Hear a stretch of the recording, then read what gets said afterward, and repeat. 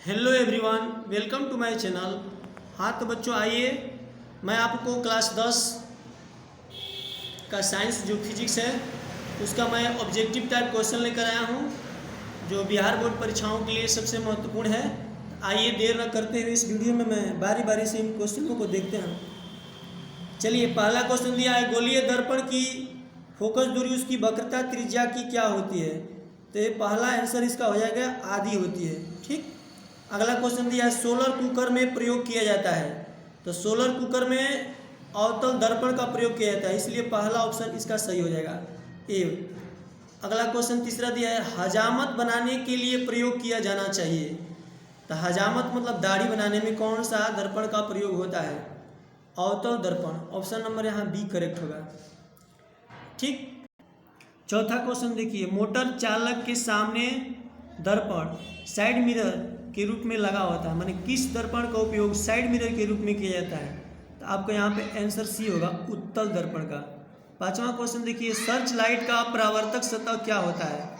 तो अवतल दर्पण का होता है। ऑप्शन नंबर यहाँ पे बी होगा आपका करेक्ट आंसर। छठवां क्वेश्चन देखिए, अवतल दर्पण में प्रतिबिंब बड़ा और आभासी बनाने के लिए वस्तु निम्नलिखित में से कौन से स्थान पर रखा जाता है? तो यह फोकस के अंदर रखा जाता है। ऑप्शन नंबर बी यहाँ पर होगा। अगला क्वेश्चन दिया है, दाढ़ी बनाने के लिए उपयुक्त गोलीय दर्पण से सीधा प्रतिबिंब प्राप्त करने के लिए चेहरे का होना चाहिए। तो आपको यहाँ पे ऑप्शन नंबर डी होगा, दर्पण के मुख्य फोकस और ध्रुव के बीच होना चाहिए।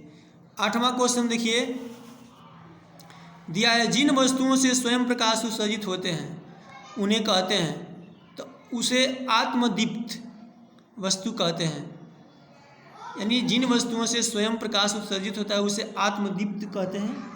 यहाँ पे करेक्ट आंसर सी होगा। अगला क्वेश्चन देखिए 9 नंबर, प्रकाश की किरणें गमन करती हैं। तो प्रकाश की किरणें सीधी रेखा में गमन करती है, इसलिए ऑप्शन यहाँ पे आपको ए मिलेगा।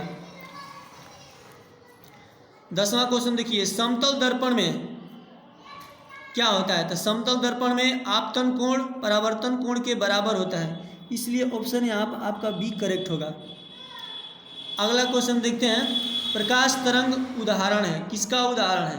तो चूंकि हम जानते हैं कि प्रकाश एक विद्युत चुम्बकीय तरंग है, इसलिए विद्युत चुम्बकीय तरंग बी ऑप्शन सही होगा यहाँ पे आपका करेक्ट, बी वाला करेक्ट होगा। अगला क्वेश्चन देखते हैं 12 नंबर, प्रकाश के परावर्तन के कितने नियम हैं? प्रकाश परावर्तन का नियम सत्य है, मतलब किसके लिए सत्य है? तो सभी परावर्तक सतहों के लिए सत्य है। Option number D. आपतित किरण और अभिलंब के बीच बना कोण, ऑप्शन नंबर बी आपतन कोण कहलाता है, माने उसे कहते हैं। परावर्तन के नियम से क्या होता है? तो देखिए, परावर्तन के नियम में होता है आपतन कोण परावर्तन कोण के बराबर होता है, तो ऑप्शन नंबर ए यहाँ पे आपका करेक्ट होगा।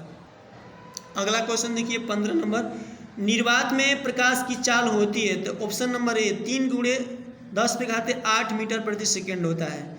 16 नंबर क्वेश्चन, समतल दर्पण द्वारा प्रतिबिंब हमेशा काल्पनिक होता है, ऑप्शन नंबर यहाँ पे बी होगा। 17वां क्वेश्चन, काल्पनिक प्रतिबिंब हमेशा, तो काल्पनिक प्रतिबिंब हमेशा सीधा बनता है, इसलिए ऑप्शन यहाँ पे आपका बी करेक्ट होगा। 18 नंबर क्वेश्चन दिया है, किसी वस्तु का आवर्धित काल्पनिक प्रतिबिंब बनता है, तो अवतल दर्पण द्वारा बनता है। आवर्धित का मतलब थोड़ा बड़ा होता है। ठीक, तो इसलिए यहाँ पे ऑप्शन नंबर ए करेक्ट होगा। 19 क्वेश्चन दिया है, 5 सेंटीमीटर ऊंचा बिंब अवतल दर्पण के सामने मुख्य अक्ष पर लंबवत रखा गया है। दर्पण से बिंब की दूरी दर्पण के वक्रता त्रिज्या के बराबर है, तो बने वास्तविक प्रतिबिंब की ऊंचाई क्या होगी? जब इसे हम सोल्व करेंगे तो 5 सेंटीमीटर ही आएगा, अर्थात इसका आंसर ए होगा। आप इसे हल कर देखिए, 5 ही आएगा। अगला क्वेश्चन देखते हैं 20 नंबर क्वेश्चन आपके स्क्रीन पर है, किसी बिंब का अवतल दर्पण से फोकस दूरी एफ में बने प्रतिबिंब का आवर्धन 1 हो तो दर्पण के ध्रुव से प्रतिबिंब की दूरी होगी। तो दर्पण से ध्रुव के बीच की प्रतिबिंब दूरी होगी से यहाँ पे ऑप्शन नंबर बी 2f के बराबर होता है। 21 नंबर क्वेश्चन देखिए, एक अवतल दर्पण के सामने उससे 20 सेंटीमीटर की दूरी पर कोई बिंब रखा गया है। वास्तविक प्रतिबिंब दर्पण से 30 सेंटीमीटर दूर बनता है, मतलब दूरी पर बनता है, तब प्रतिबिंब का आवर्धन क्या होगा। मतलब आवर्धन इसमें माइनस आएगा, क्योंकि हम जानते हैं कि अवतल दर्पण की फोकस दूरी माइनस होगी तो उसका आवर्धन भी माइनस होगा, इसलिए ऑप्शन नंबर ए करेक्ट होगा। 22 नंबर क्वेश्चन देखिए, एक अवतल दर्पण में बिंब यानी कि वस्तु फोकस के भीतर है, तो उसका प्रतिबिंब कहाँ बनेगा। तो उसका प्रतिबिंब काल्पनिक और आवर्धित बनता है, मतलब किस प्रकार का इमेज बनेगा उसका प्रकृति बताना है, तो ऑप्शन नंबर बी यहाँ पे करेक्ट होगा। अगला क्वेश्चन देखिए 23 दिया है, एक उत्तल दर्पण में बना प्रतिबिंब हमेशा होता है। तो उत्तल दर्पण में हमेशा काल्पनिक और ह्रासित होता है, यानी छोटा होता है। 24 नंबर क्वेश्चन, ऐसे पदार्थ जिनसे होकर प्रकाश आसानी से पार कर जाता है वो क्या कहलाते हैं। तो पारदर्शी में ही तो पार होगा, इसीलिए ये पारदर्शी कहलाएंगे, ऑप्शन नंबर ए। अगला क्वेश्चन दिया है, परावर्तन का कोण होता है। तो परावर्तन का कोण होता है परावर्तित किरण और दर्पण की सतह पर खींचे गए अभिलंब के बीच का कोण होता है, इसलिए ऑप्शन नंबर यहाँ पे आपका डी करेक्ट होगा। चलते हैं अगला 26 क्वेश्चन दिया है, निम्नलिखित में से किस दर्पण द्वारा किसी वस्तु का आभासी प्रतिबिंब प्राप्त किया जा सकता है। तो यहाँ पे तीनों प्रकार के दर्पणों द्वारा हम बना सकते हैं, इसलिए ऑप्शन नंबर डी करेक्ट होगा। अगला क्वेश्चन देखिए, निम्नलिखित में से किस दर्पण द्वारा किसी वस्तु का वास्तविक प्रतिबिंब मिल सकता है। तो अवतल दर्पण होगा, option number B. 28 number question देखिए, वस्तु से छोटा और आभासी प्रतिबिंब इनमें से किस दर्पण से प्राप्त होता है। छोटा पूछ रहा है तो उत्तल दर्पण से होगा, ऑप्शन नंबर डी यहाँ पे करेक्ट होगा।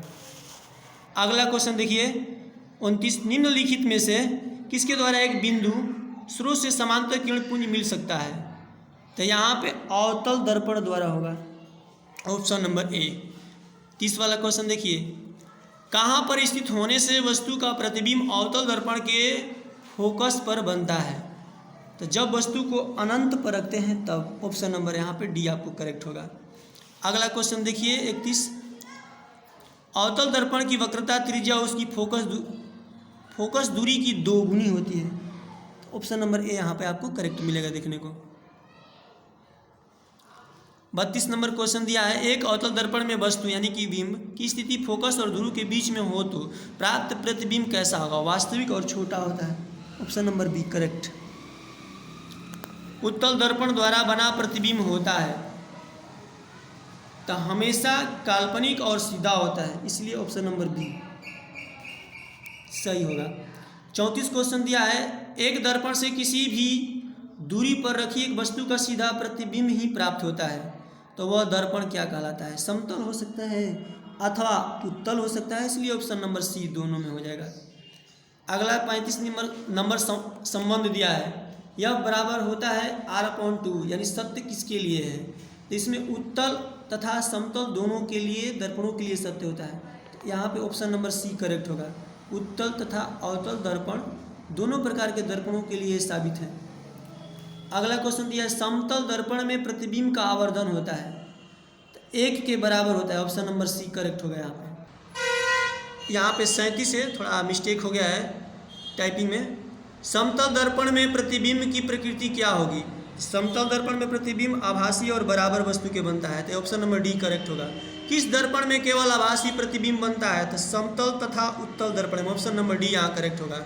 अगला क्वेश्चन पूछ रहा है 39वां, दर्पण सूत्र होता है, तो हम जानते हैं कि दर्पण सूत्र में प्लस होता है, तो ऑप्शन नंबर यहाँ पर डी होगा। 1/v + 1/u = 1/f होता है, ऑप्शन नंबर डी यहाँ पे करेक्ट होगा। 40 नंबर क्वेश्चन देखिए, दिया है अनंत पर स्थित किसी बिंब का प्रतिबिंब अवतल दर्पण के फोकस पर बनता है, उसका आवर्धन क्या होगा। तो यहाँ पे ए होगा, m = 0। 41 क्वेश्चन दिया, हमारी आंखें जो देख सकती है वे वस्तुएं क्या कहलाती है।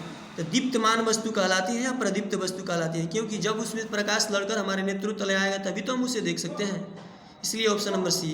42 क्वेश्चन देखिए, यदि कोई खिलौना किसी समतल दर्पण की ओर 10 सेंटीमीटर की चाल से चल रहा है तो उसका प्रतिबिंब खिलौने की ओर किस चाल से होगा।